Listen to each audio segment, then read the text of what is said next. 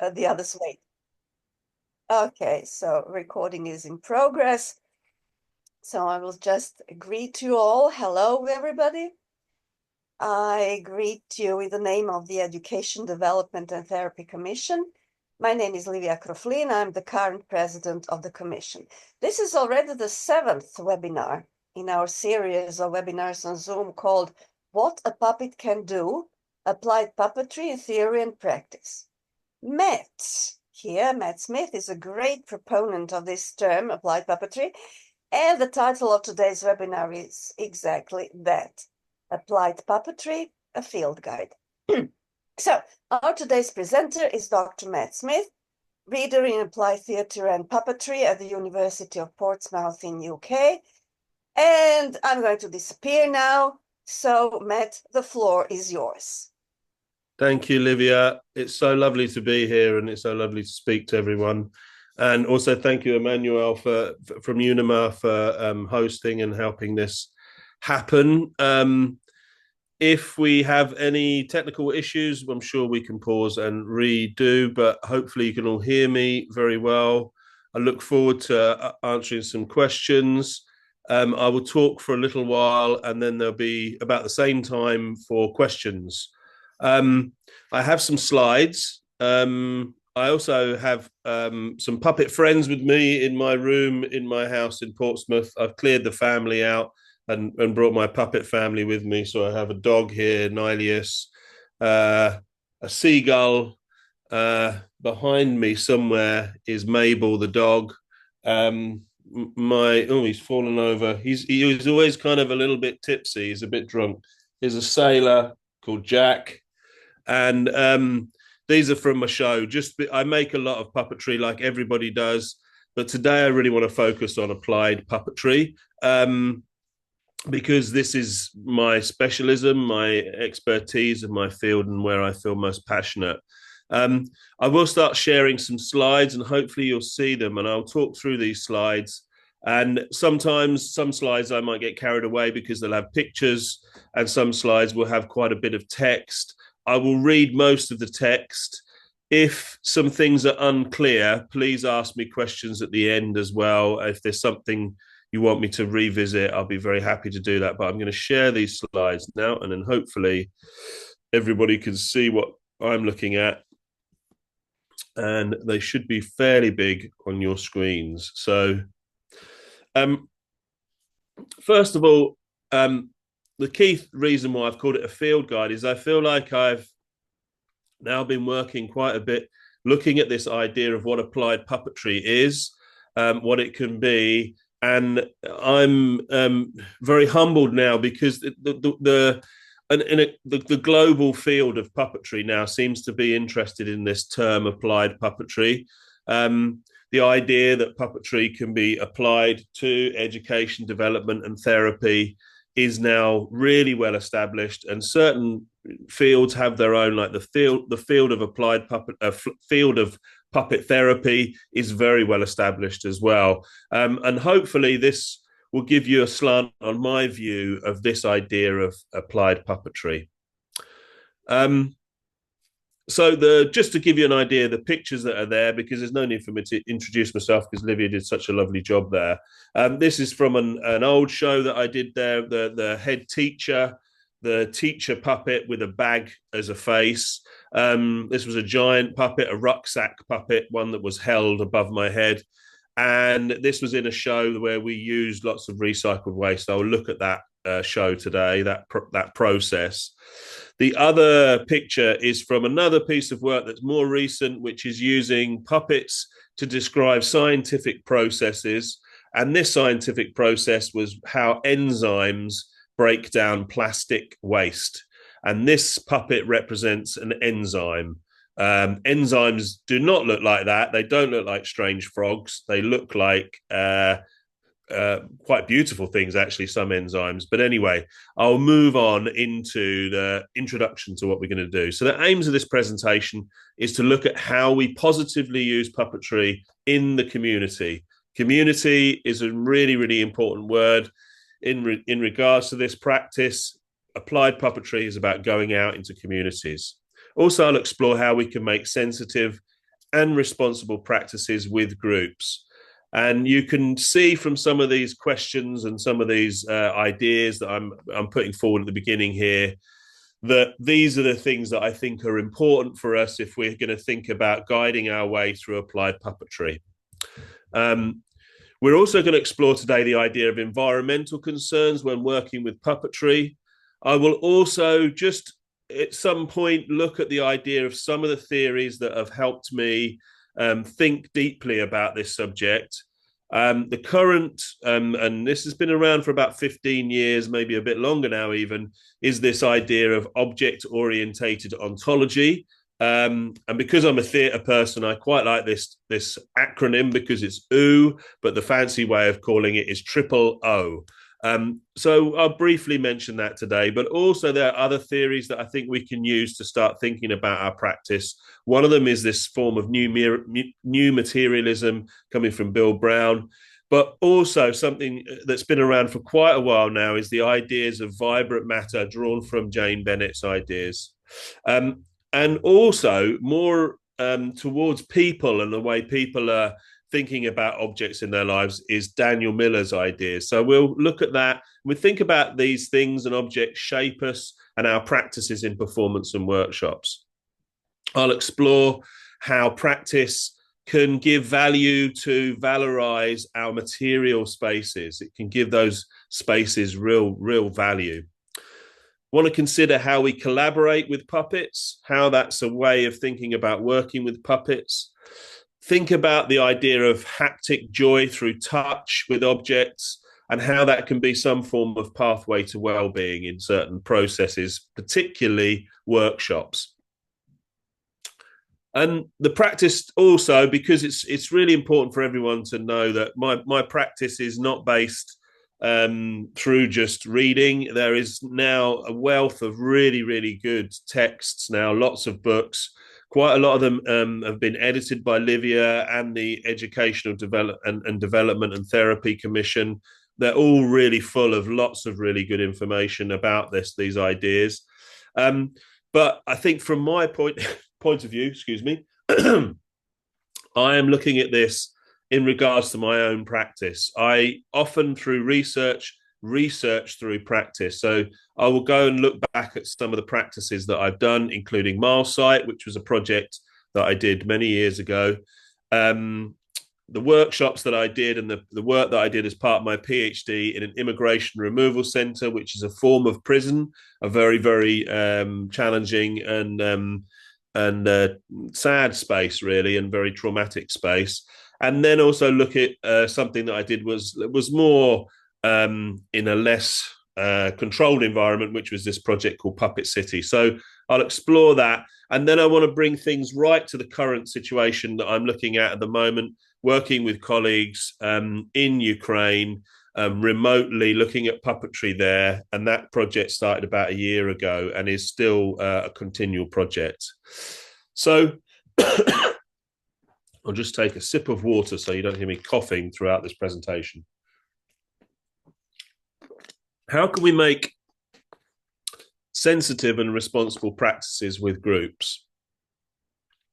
And I'm going to offer up some simple responses to some of these things that I've set up here today. And for me, the key way of thinking about this is about listening. The only way that we can make really good practice is through listening to each other, but also listening to the object world that's around us and responding to that. I think it's the most positive way I can think about doing applied puppetry techniques. And by listening, you understand the group, you understand the circumstances, you understand the environment that you're in. And I think that's really important. And it responds to a scholar called Susie Gablick.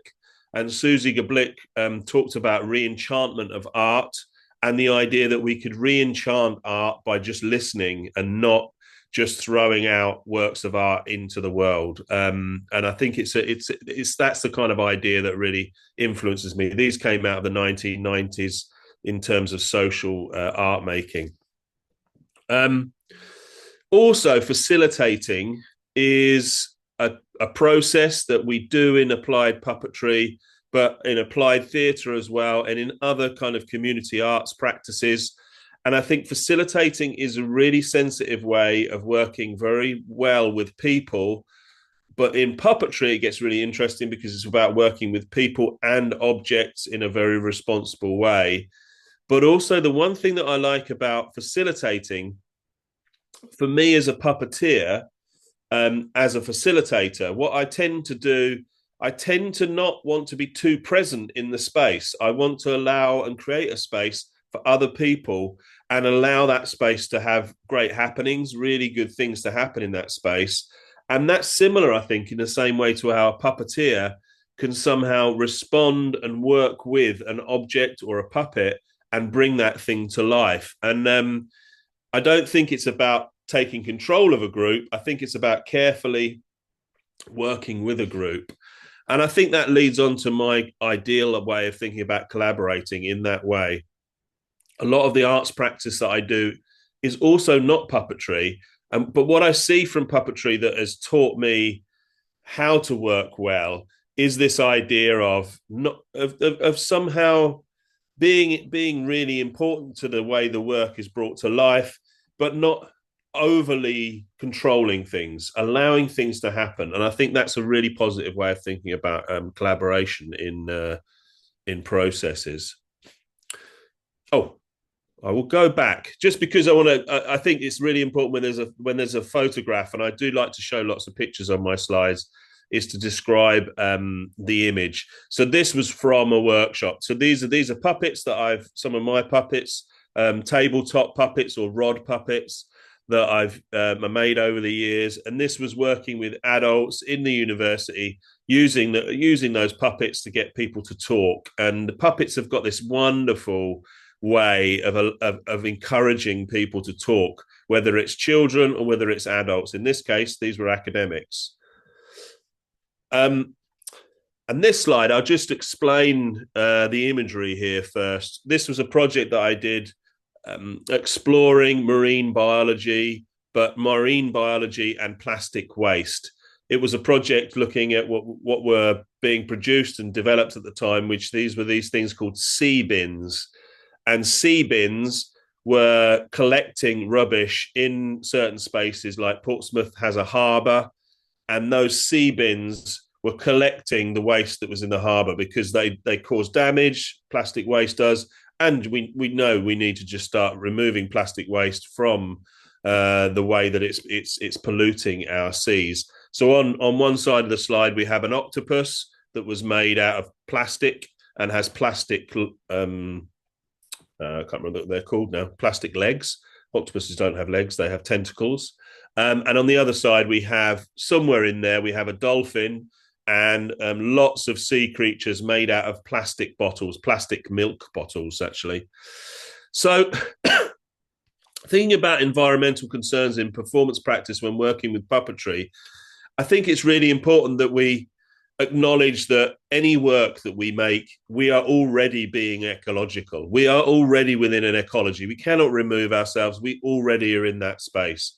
So by recognizing that, I think that's a positive way of thinking about being environmental, is acknowledging that you're already in an ecology. The wonderful thing about puppetry that it can sometimes do is it doesn't have to be anthropomorphic. It can bring to life other species, but also it can be about the essences and the wonder of things in themselves. So objects just in their own right. And in that sense, it's a very, very potentially exciting form for exploring the non-anthropomorphic. We don't always have to make puppets of like the sailor that I've got next to me. They can be of other animals, but also puppetry can explore through object performance really, really interesting ways that we can work with materials and the material world. The next point really comes from a scholar called Tim Morton, who is they are really, really important scholar in regards to thinking about art processes and being ecological. So they came up with these ideas of attunement, how we attune to the environment around us, how we can do that as a positive way of being, but also this idea that there are objects that are hyper objects. There are objects that we work with, like puppetry in those sorts of sense, but then there are these hyper objects like seas, like land masses, like parts of landscape, like big objects that we don't often consider as they should be, with rights and things like that. So it gets to be a very strange way of thinking about, well, we have certain objects that can talk to other objects, and those objects can be talking to the even bigger objects, which are towards the idea of thinking about the world, really. I think puppets for me live in this in-between space, this liminal space, where they can help us to commune, they can help us communicate with as well our object kin. They can help us to think through our relationship to things in the environment and around us. And in this presentation today, I'll open that up a little bit more. So I like this picture of this puppet here, these two puppets, because it almost looks like a mirror, because they sort of they share a kind of almost like common characteristics. And I quite like the way they're looking back at each other. There's something always powerful about puppets looking at each other and almost like commenting on the idea of what it's like to be an object in performance. So I think the key things that come out of a lot of the ideas that I mentioned at the start, that are really, really important. Triple O coming from Graham Harman, but not just Graham Harman. There's lots of scholars looking at this area. But Bill Brown's ideas are very useful in terms of thing power. And Jane Bennett, of course, I've mentioned her at the beginning in terms of vibrant matter. And this wonderful book that I think has got one of the best titles for a book ever by Daniel Miller, which is called Stuff. And I'm just going to open this up a little bit, because these are the theories that I think for me are really important in ways of thinking through and thinking with objects. And I think what we're looking at, and these things are not without their problems. These are kind of big ideas, and they do come with problems, and there's ways of thinking about them where, you know, there are counter narratives to this as well. And I think it's always important when we mention theory. You know, these are just some theories we can have. There are lots of theories about ideas of how you can think about the object world. So one thing that's controversial is, from the point of view of the Triple O movement, there is a flattening of things, flattening of objects, including human beings in relationship to other things. And that is controversial because, you know, in practice, I am not advocating that you try and, you know, you play around with people's power in the space. All I'm suggesting with puppetry is it gets really interesting when the objects and the puppets start to actually raise their status in regards to us as humans. We start to think of them differently. And I think that's a really interesting creative place, but it also does relate to these ideas in terms of Tim Morton and the idea of ecology. What comes out of Bill Brown's ideas is this idea of thingness and thing power, and the idea that certain things like puppets, particularly puppets in a way, have the ability to talk about the status of themselves as objects, but also talk to the idea of what an object could be for us in regards to our own ideas of being a subject in relationship to those things. So that's a very exciting way. And he uses a lot of examples from fine art instead of puppetry, but I think the ideas that he's created are just as applicable. We've also got, and I think Jane Bennett's ideas have sat with me for a long time, and I really encourage anybody who hasn't come across the book Vibrant Matter, that's really important to look at these ideas that she's come up with as an idea of how different objects in a system can create a sense of a politics of objects that actually makes us rethink our relationship to the world around us, and particularly in regards to that idea of how that changes the notion of politics around us when we look at in regards to how objects are not so visible, but when you bring them in out of that space of invisibility, they start to make you think differently about the systems that are around us. And then finally, these ideas of stuff on this slide. Essentially, Daniel Miller talks about the comfort of stuff and how this is a positive force in shaping ourself in our culture. And I do feel like puppetry has definitely shaped me. The objects around me shape me all the time. I thought particularly about what shirt to wear today. I thought I'll wear the stripy shirt because I like this shirt and it makes me feel good. And it's that shirt that's doing something to me and my identity as much as some of these puppets are doing something to my identity in terms of how I present myself as an academic. But overall, really, I think all these ideas are about how we listen to things. And this can happen for us in regards to what we in both performance, but more importantly, I think for applied puppetry in an intense way in workshops. In the workshop space, these ideas really can be taken into play, and you can start working with groups, looking at how objects enable and help us to do things in the space. So here we've got an image from one of my shows from many years ago from a Marlsite project on a beach in Cumbria. And this moment here, I'll just talk about the image, even though I've put a bit of text over it. This was quite an emotional moment in a piece because we made a performance.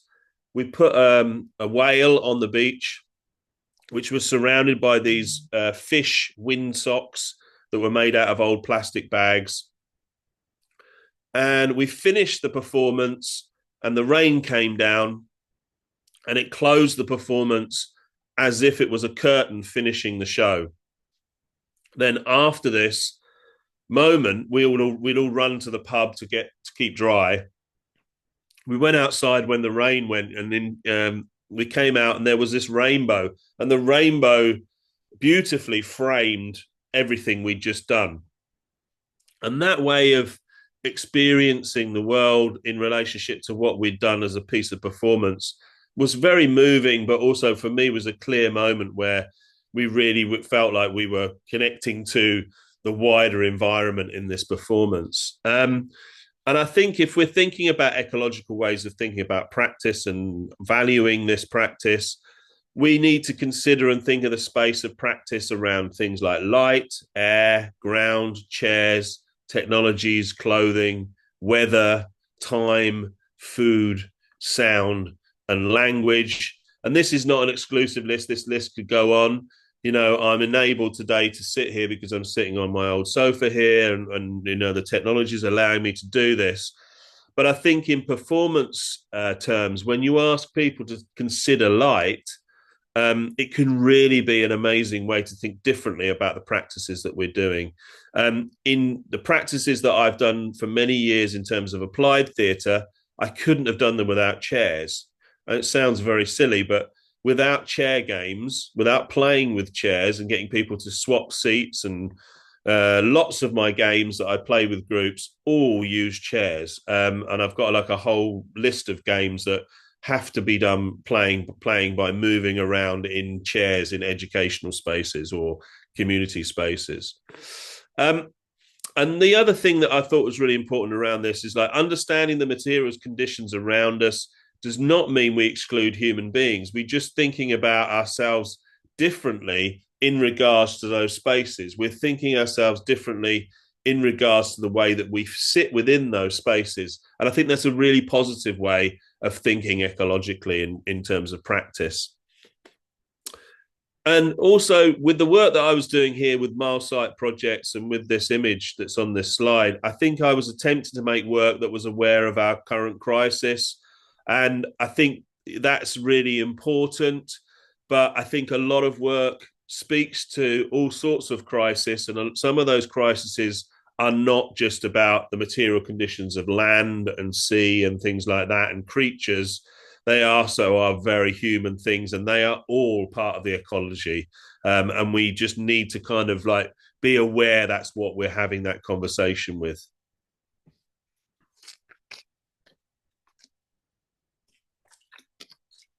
I'm just going to have a quick look at time. Okay, doing well. So how can we collaborate with puppets? Here's one of my puppets here called Gus. Gus was a puppet that I made many, many years ago when I was training to be a puppeteer. And he's out on the streets there in a town called Crewe in England, where we did a photo shoot with him. I like this idea that we're actually collaborating with objects and puppets when we're making performances. But recently I came across a book that was about sculpture, and it talks about objects in sculpture, some of them as being clever objects. And I really like this terminology, and I think it really resonated with me that some objects, once they're doing something a lot like a puppet's doing, they become clever objects. They start to make us think in different ways about ourselves and the idea of the world around us and about objects. But I think if we're going to work with puppets in this sort of way, we can think of working with them through acts of collaboration as opposed to acts of manipulation. So I think in terms of manipulation, we're used to, the idea that, we're moving a puppet and that's the only way it can be alive. And the more I've worked with puppets over the years, and particularly puppets in collections, puppets do and say a lot when they're actually not around human beings. Like this puppet is still very vibrant and very exciting as an object being without me being there and without me manipulating that puppet. It doesn't need me. It doesn't need my presence necessarily to do those things. And I'm getting more and more interested in that idea about objects doing things without actually me being too heavily involved. I also had an interesting joke with a colleague in applied theatre recently, and I kind of questioned her use of using puppets as metaphors, because she was talking about control and the idea. We see it in all kinds of places where we see images of puppets being controlled as though that's a metaphor for control in society and the powers and the forces that control things.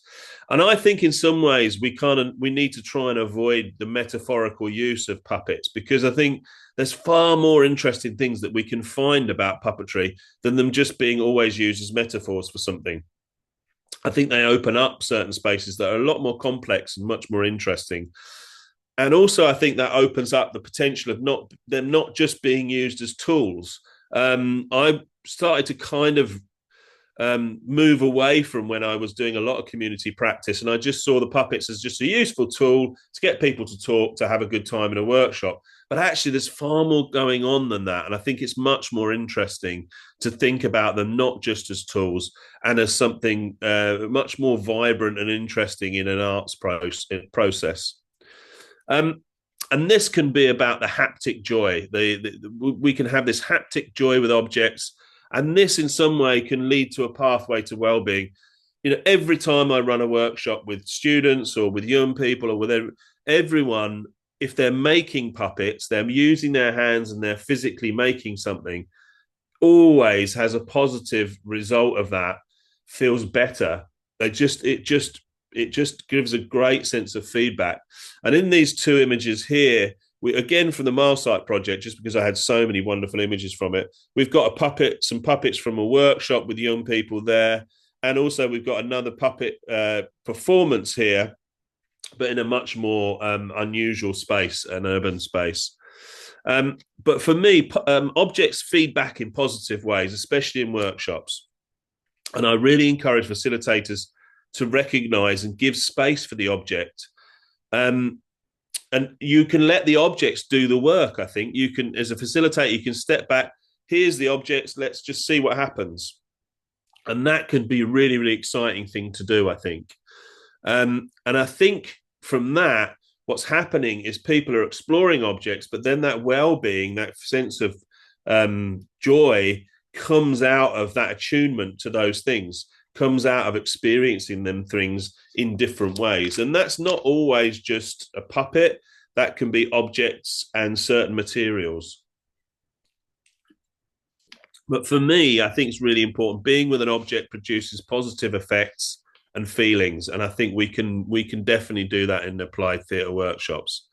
Okay, so I'm going to slightly change the tack of these images now. And I'm going to really just explore, just towards the end of this presentation now, the ideas of how, the practices that really informed my way of thinking about these things. And I think what's really, really important going into these is these are older practices, but then I want to bring these things back to the kind of really to the present. So for about 10 years almost, I worked on this project called Marlsite project. Marl is a type of fertilizer. Marl was dug out of the earth. It's lime and clay, and lime and clay together actually become a really good fertilizer because they have different chemical properties. And site, this was because all of these performances were site specific. We would work for 1 week in a site. We would find as much trash and as many objects as we could find, and then build the puppets from those things. So as you can see here, we've got a whale that is the whale that was on the beach in Cumbria that eventually was framed by a beautiful rainbow. And what happened in that project was the children who'd made puppets as part of the residency came and visited their junk puppets by going inside the mouth of the whale, and inside there was a little gallery of puppets. It was a really lovely experience doing that one. The bear we did in that was a performance, and that's my friend there, Paul Rogers, who's a musician who I've collaborated with forever and continue to collaborate with. And that was made out of plastic bottles, but also was made out of the remnants and the waste from a car manufacturing factory that just had lots of this material that they were just giving away because they didn't want it anymore. We have a badger here and in the corner there, and young people meeting that badger. Badgers are quite hard to see in the wild. It's very rare for you to see one. The only ones we see often are killed because they cross the road and they get run over. But this was an idea of like bringing a badger to life for these young people, and we made these things very quickly. And some of the puppets only lasted for one performance, and that was all they needed to last for. And then this final image is one of my favorite ones, which is why I put it on the front of the book. And it's of a bunny, and that it's constructed from the wings of a Volkswagen Beetle car. And so these things are pretty large scale puppets as well. Then when I started to do my PhD, I moved into practice research, and I worked for 2 years in what's called an immigration removal centre. And it was a very troubling environment, because what happens is in the British system of immigration, which is now even more hostile to people, people who are about to be deported, or people they kind of like decided to move into these institutions had become part of the wrong side of the law in terms of immigration in this country for lots of different reasons. They haven't committed any crimes. Just want to make that really, really clear.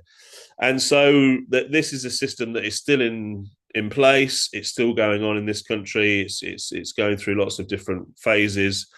And it's also really important to remember with this very cruel system that when I worked in this environment, I didn't want to force or coerce any of the young men, usually young men, that I worked with there. I just wanted to kind of like see if they wanted to use arts making practices in some sense to just in some senses not to think about the pain they were going through by being incarcerated, and to help with boredom, issues of trauma and things like that. So I made these residencies there. So again, I'd be there for 1 week.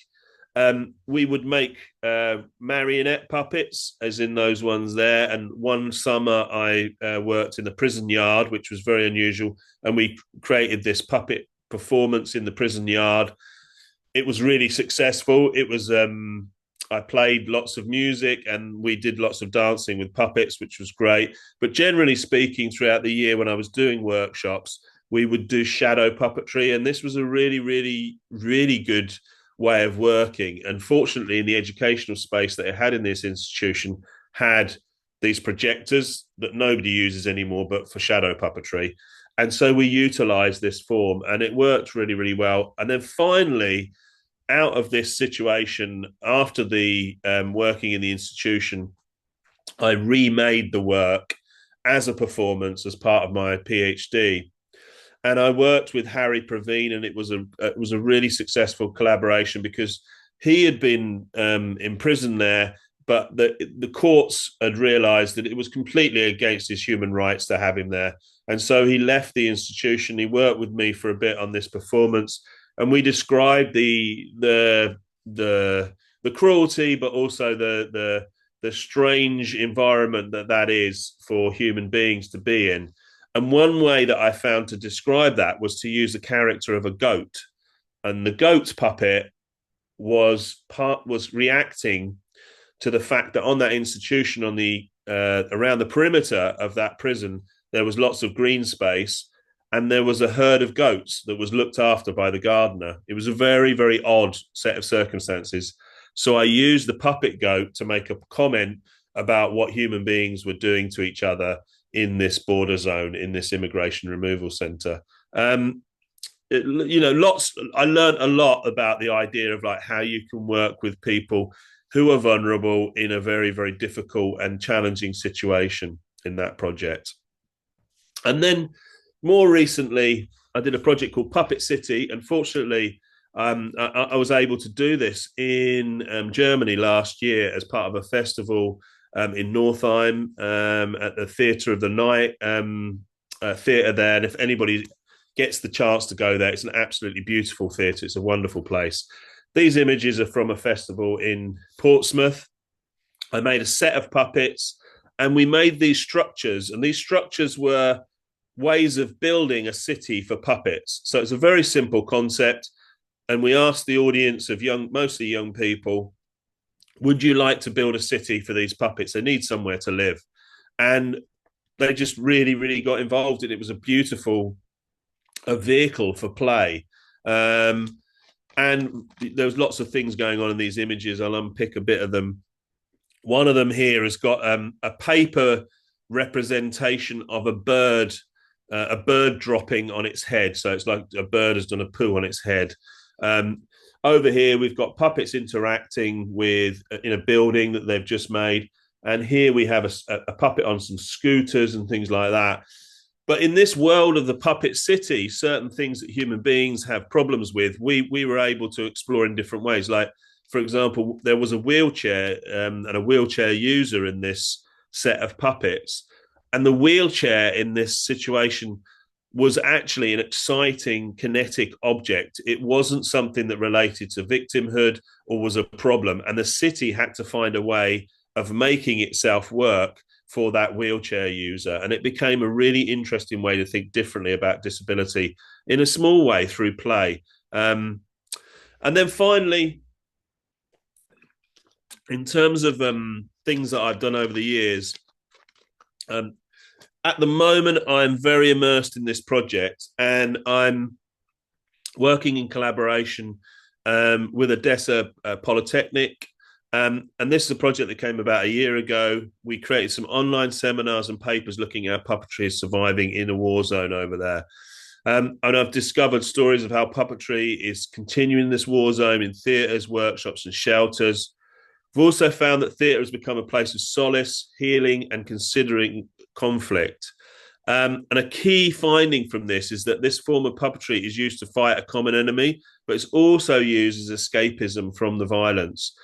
And I think for me, this project really, really clearly indicates how important the art form is that we're all involved in and we're all interested in and we all care about.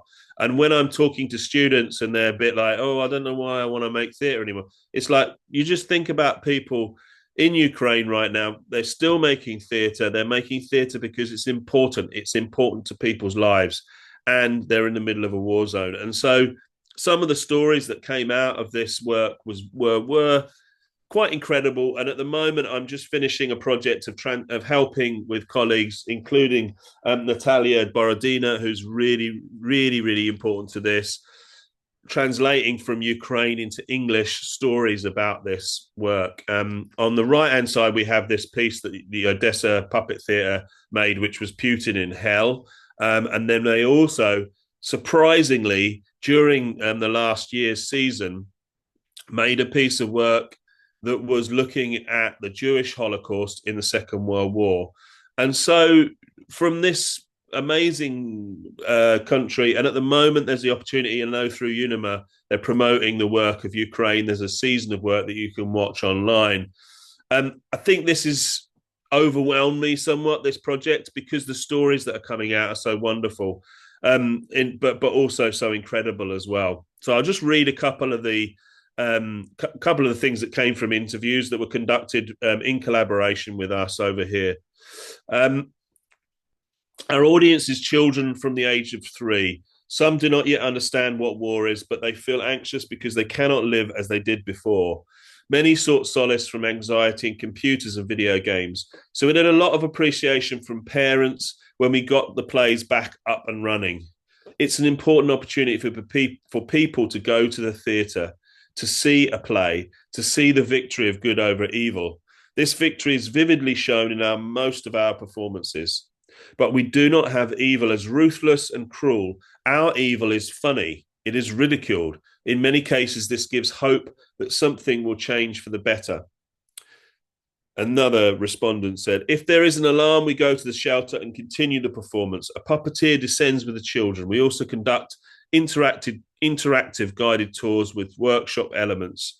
School children come to these events and explore the intricacies of puppetry and try to work with puppets. So the staff are committed to carrying on. Only on days of mourning are shows cancelled. As the war continues, the theatre remains a vital place of solace.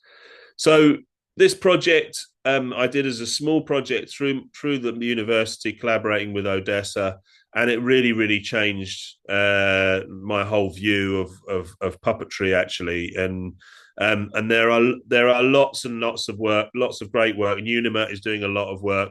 And also, if anybody's here who wants to connect with this, look at the work that Ukrainian UNIMA is doing and connect with that, because what's really important is everyone needs to engage with these stories, I think. So that's kind of towards the end of my presentation. Quite a lot of this has been captured in my book, which has my name very big on the front, which I was joking about with Livia.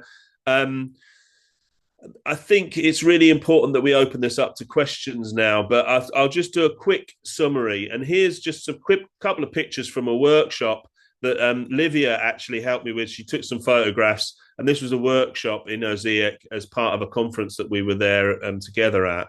And for me, applied puppetry is a flexible, sensitive, and innovative way, including participants through acts of making and playing. Humans can explore unusual space and concerns during a period when our relationship to ecology is in crisis. Puppets, as clever objects, are situated in an interesting space between us and things, and so are great collaborators. We can shift our positions and look at things anew when playing with groups in workshop spaces and through interactive performances. Thank you very much for your attention today, and I hope you got a sense of that from the slides. And now I'm going to stop this share now, and if you've got any questions, please put them in the Q&A function on the bottom of the page. I think you should have that on your view of here. And just again to say thank you very much as well to Livia and Emmanuel for their work on hosting this today. And yeah, fire away with your questions. Right, I'm going to open them up.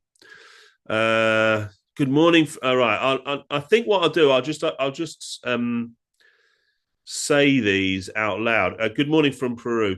Is there a way to be a digital volunteer? Do you have an email address to contact us?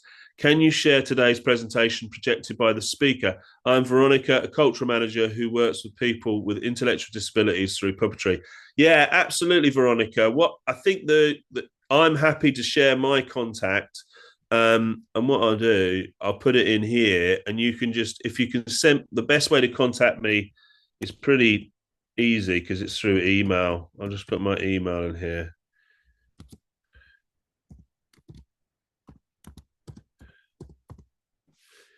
I think that's right. Stare a little bit at the screen there. Check I know what I'm doing. Wonderful. Yeah, I think that looks about right. Hello, Wendy. How you doing? Lovely. Oh, it's so great that you're there. I don't know what time of the day it must be for you over there. Thanks for the talk. When you're making puppets from recycled materials, do you urge people to deconstruct them to properly recycle them? Yes, definitely. But often groups want to take things away. Um, I think with the Marlsite project was really, really interesting because we would have this thing of uh, the idea that we would look at it and we would think, how much waste has this show produced?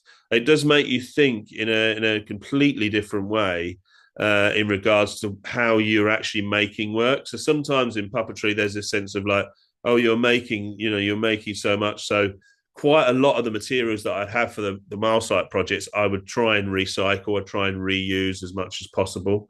And it did end up being a thing of like, okay, we've got a really big show. How much of this can we really, really reuse, and how much can we keep hold of? So I think it just makes you think very differently about how you work there. But the idea of recycling to me was more important. Was more kind of the idea of how we got the idea of recycling into the workshop. So when we were working with young people, the workshop kind of ended with like, okay, so we've all just done a really good workshop. We've made puppets made out of waste. We've done this, we've done that. But instead of sort of saying, well, and that is really important because you're recycling today, we would ask the questions of what they thought they were doing, if you see what I mean. So it would be a way of thinking, well, oh, okay, what do you think you did today, instead of you've done this today? So it was kind of asking them to fill in the blanks, really, and to think about that. And usually, they would quite quickly come up with that way of thinking. But yeah, really good question, Wendy, and really good to see you. I'm so made up that you're there, actually. Right. I'm going to go and have a look at the other questions.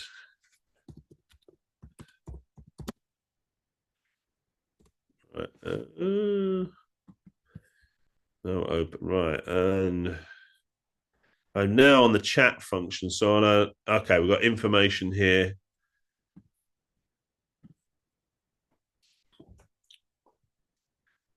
Right. So this is anybody. So one thing I found with asking questions, we have got a Q&A function on the chat on this webinar. Sometimes with the Q&A function, what you might think, oh, can I just say something? And yes, you can. You don't have to answer just a straightforward question. So if you've got like responses, things you want to respond to the presentation with in this format, please put them in that Q&A button, a bit like how you might sometimes do a chat. So the Q&A becomes the functionality for that bit, if that makes sense, because I know we've got people there. But I'm happy to open it up now even further. So I know Emmanuel's taken over the function, over the hosting, because I'm just sitting here chatting away.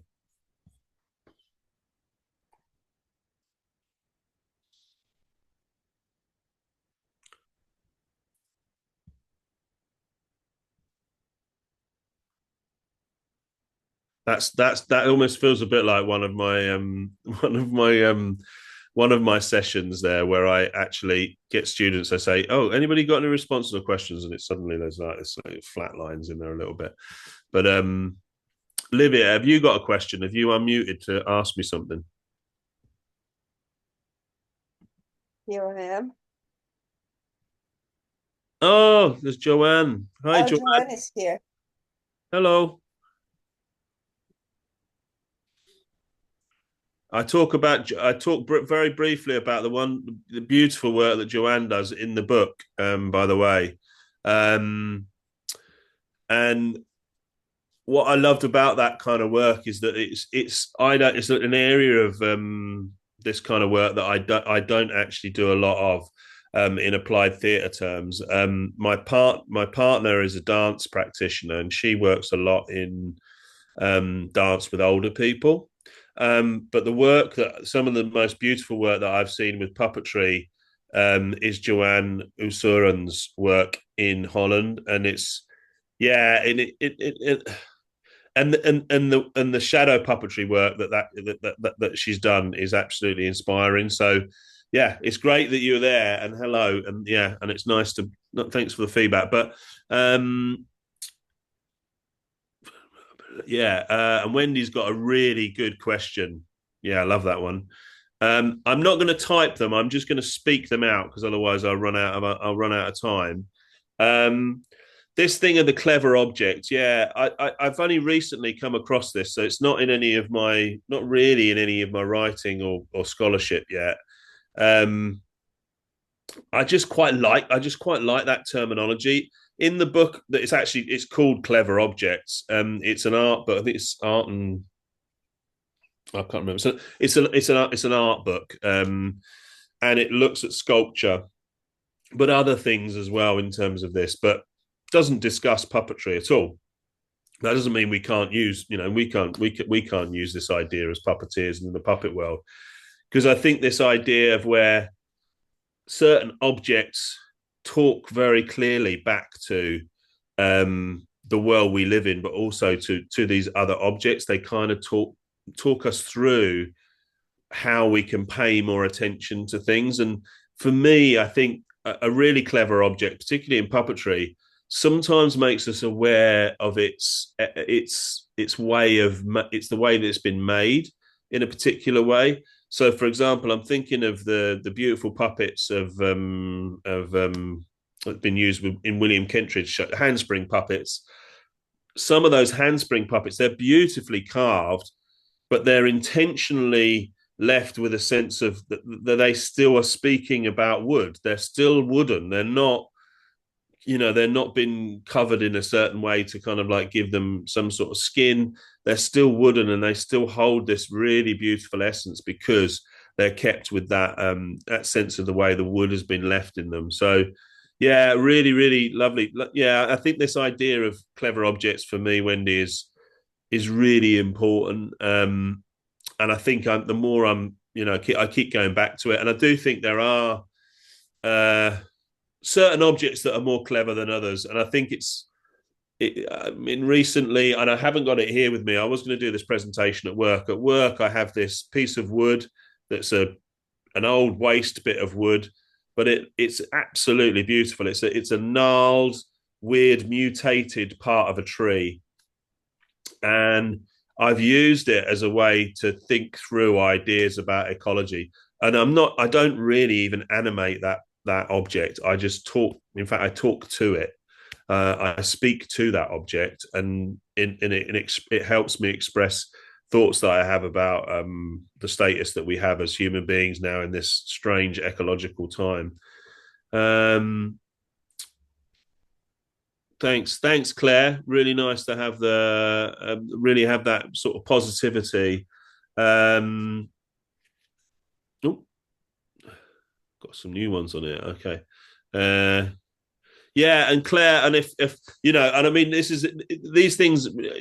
I think scholarship should be acts of generosity, and I think, the one thing I've found in the world of applied theatre, and it's like thinking about people who are on this call actually, and I can see some names, lots of people I know, which is always wonderful to see around the world.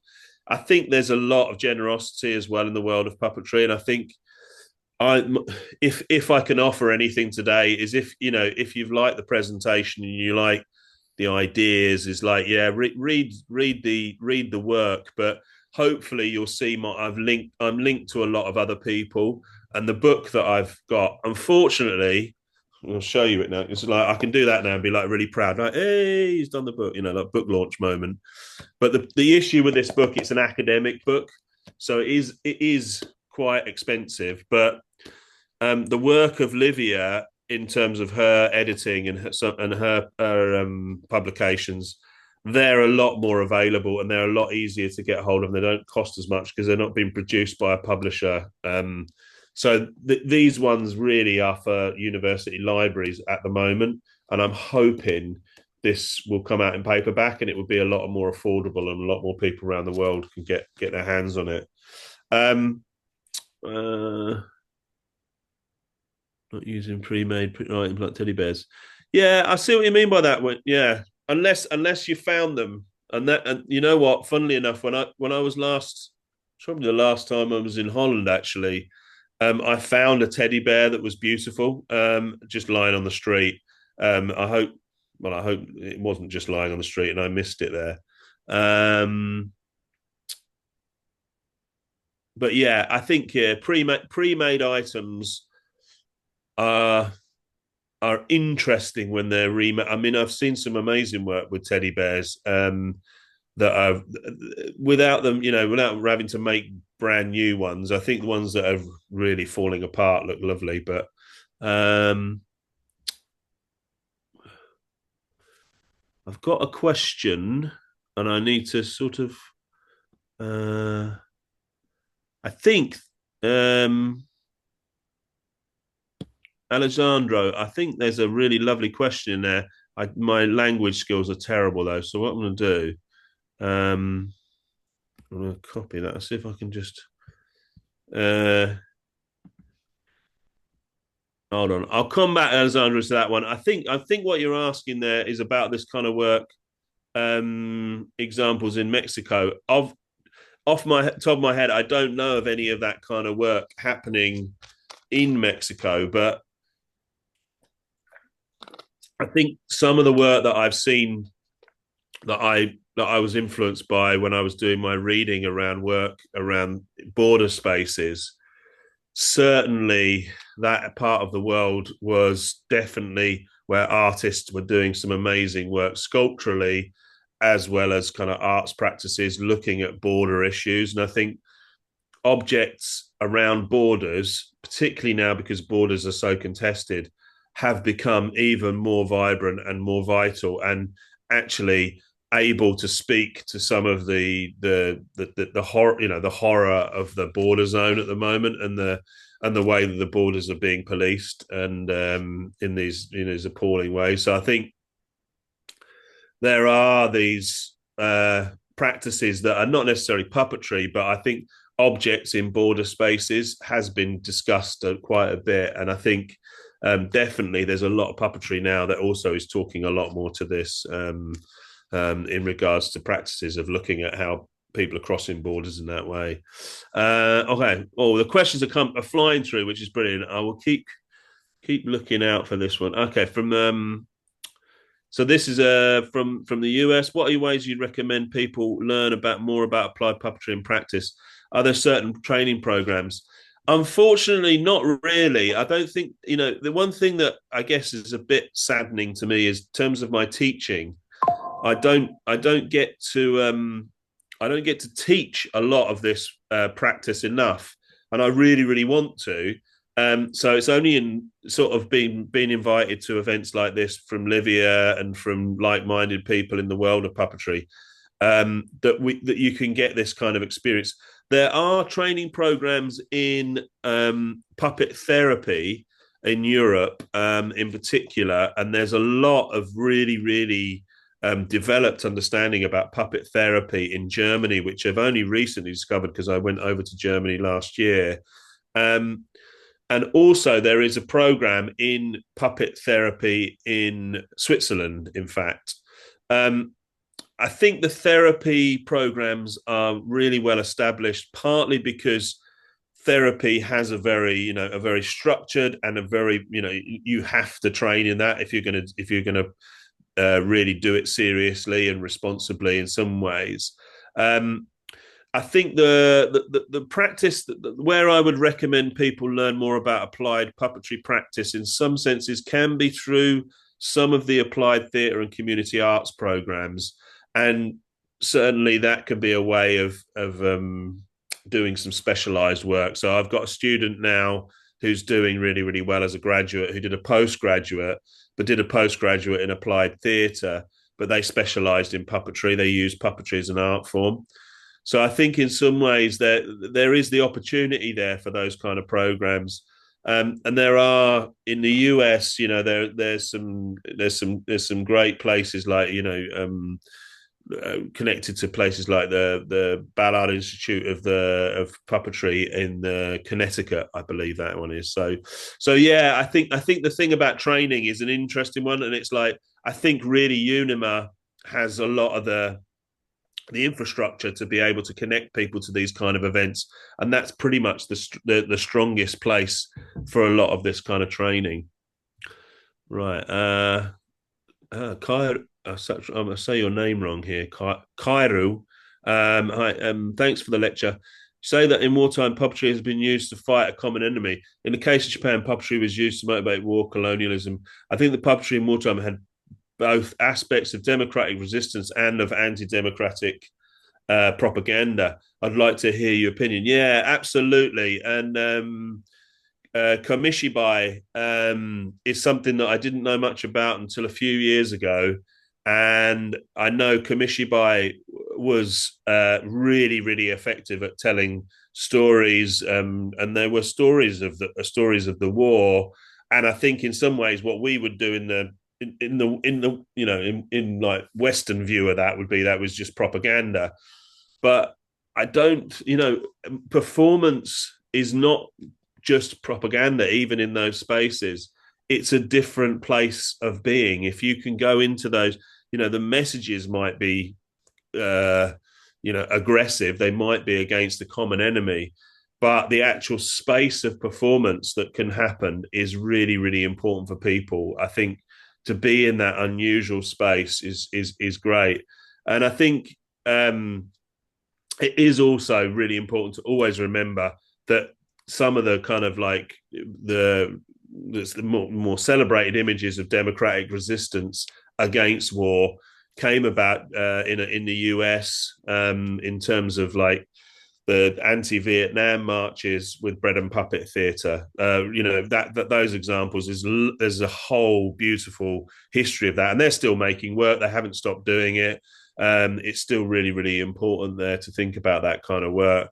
But I think the problem for the interesting thing for this project at the moment that I'm working with Ukraine is is to never simplify the situation. It's like it's a complex situation that we find ourselves in when people are caught in a war zone, and there's all manner of forces, and they are going through hell at the moment in that country, and also the rest of the world is putting that country under huge pressure. So the complex forces are shaping all the ways that they can tell their own stories. And I think the key message about Ukrainian people is that they want to tell their story, not the story that is told by me or by someone else. It's really important. So in my work with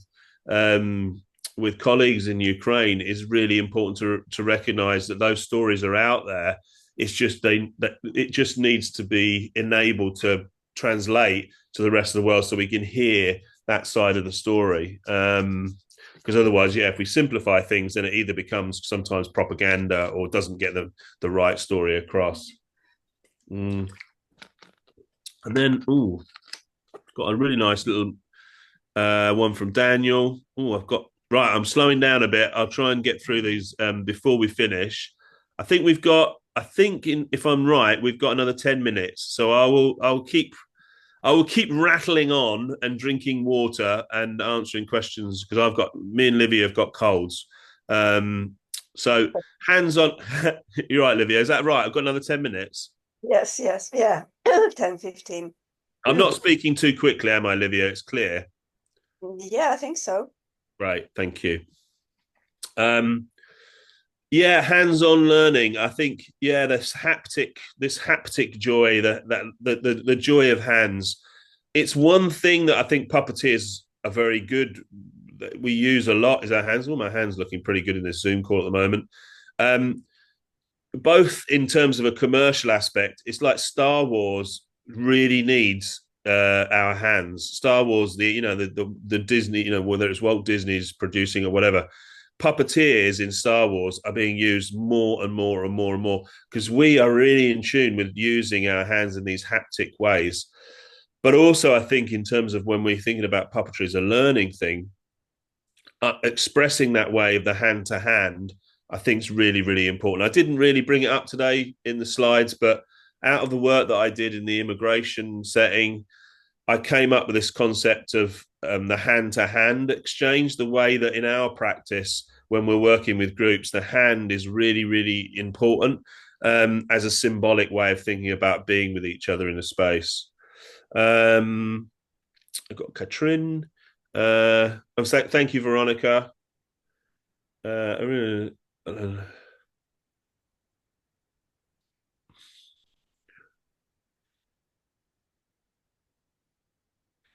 yeah, Katrin. I think that I did mention I can actually link you up if you want to send me an email. I put my email at the beginning of the discussion. Hopefully it went through.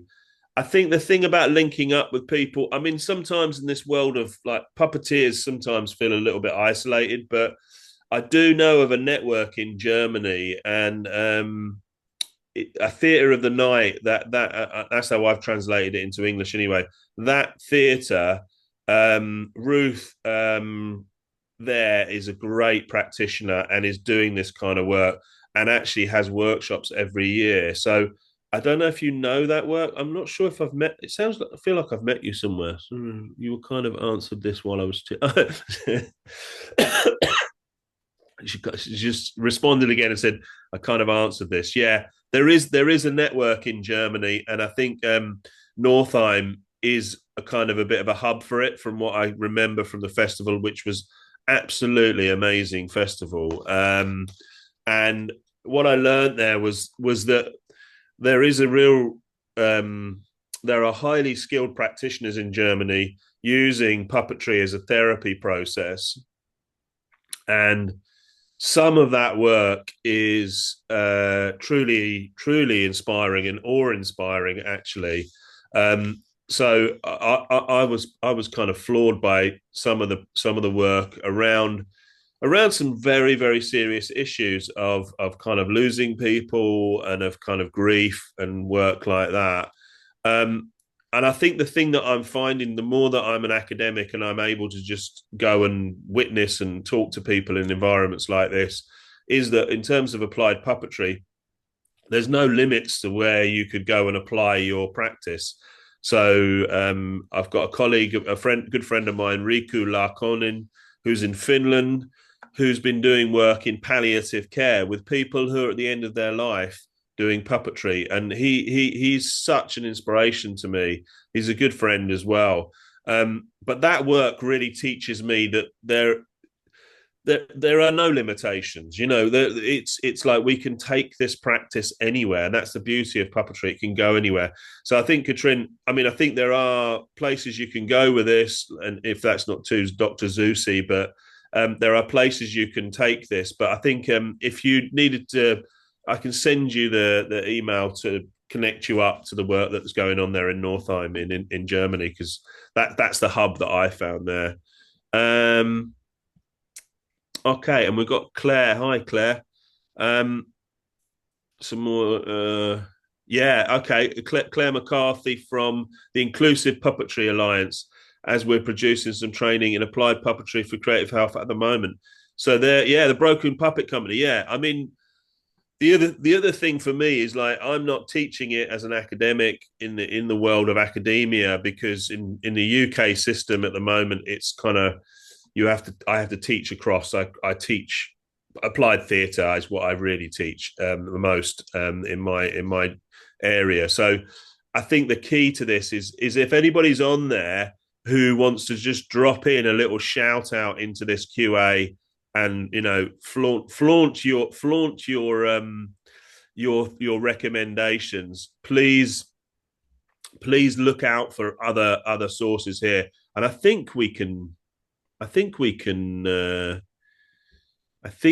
collect these. I think Emmanuel can collect some of these questions. So if we don't get through them today, we can definitely do that. But I think some of the training, really, if we think about it, is coming from institutions as well that are not academic, and they have a bit more freedom to do this. In the UK, probably one of the most established older theatres in the UK is the Little Angel Marionette Theatre, that's been around since about the 50s, I believe. And that has training programs for adults, but for teachers and for other people as well. And I think lots of theatres have the opportunity to develop this kind of work. I mean, sometimes I do try and make a distinction between what I say is more the kind of artistic kind of like repertoire of theatre, of puppet theatre, making shows, which is really, really important, beautiful work, and then this kind of more workshop outreach, community-based practice. Sometimes it's good to make that distinguishing mark, but often it's quite hard to see because lots of people are working in collaboration with each other.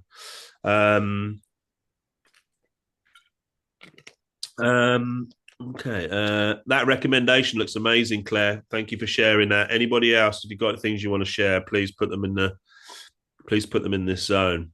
If someone used an object as a puppet, what would be your recommendation so that the puppet has more prominence than the person who uses it in a children's audience? Puppet is a small rag doll.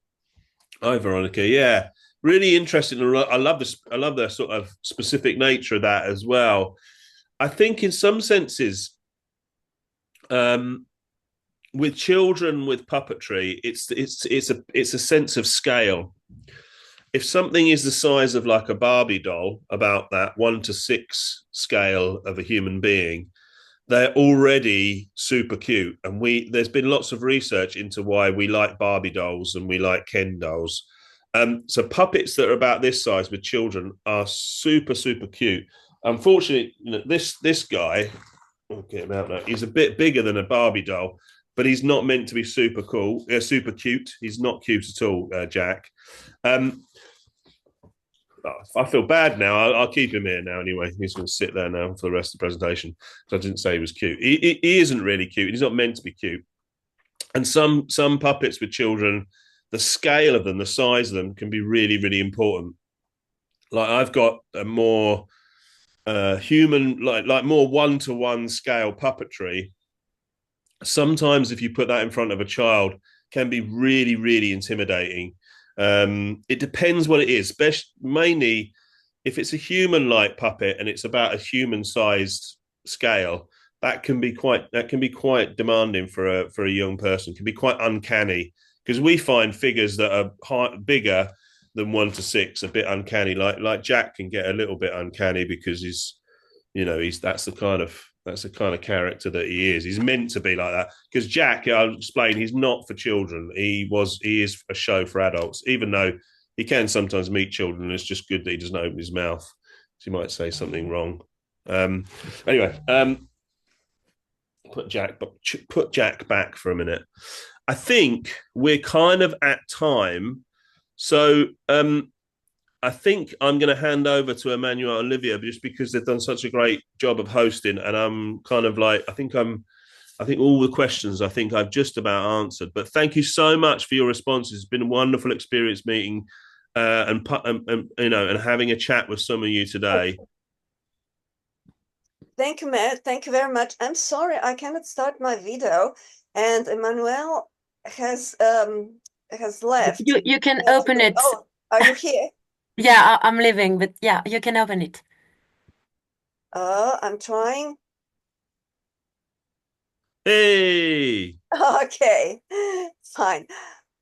So thank you, Matt, very much. I learned something. I always learn something from Matt. And I also love that idea of the clever objects. I'm sure I'll quote you somewhere in my new book or somewhere. So thank you a lot. And I can announce our next host, presenter. That will be Wendy. Wendy Passmore. It will be in May. You will get the information soon. So, and one piece of information for all of you. There's more. There are some questions, and I'm sure Matt will be happy to answer them. But you can also find a lot of information on the UNIMA. The official UNIMA website. So go there to the commissions and click on the Education, Development and Therapy Commission. There is a directory of academics and practitioners. There is bibliography. There is, well, more things. And you can always write to us and ask questions if you have any. So that is what I wanted to say. Thank you, Matt, again. Thank And you. see you maybe in May. Yes, definitely. Okay. Awesome. Okay, everybody. We're leaving. Bye-bye. Thank you. Bye-bye.